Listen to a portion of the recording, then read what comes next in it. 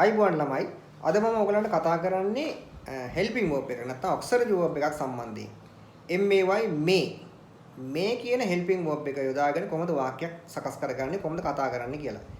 මේ MAY කියන helping verb එක භාවිතා කරන්නේ අපි යම්කිසි හැකියාවක් ප්‍රකාශ කරන්න භාවිතා කරනවා.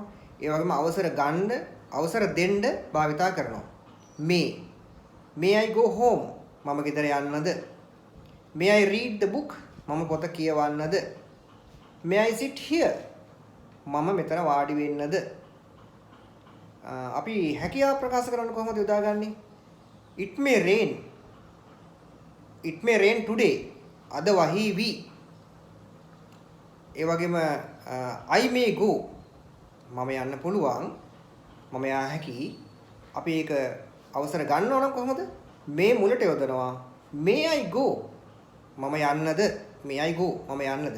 මම ඔයගලන්ට white board එකේ ලියලා තියෙන උදාහරණ බලන්න මේ කියන auxiliary verb එකේ may I go? May I go? මම යන්නද? May I read? මම කියවන්නද? ඔය ආකාරයට ඔයගලන්ට මේ කියන auxiliary verb එක වාක්‍ය වලට දාගෙන වාක්‍ය සකස් කරගෙන ඔයගලන් කතා කිරීමේ හැකියාව වැඩි දියුණු කරගන්න පුළුවන්.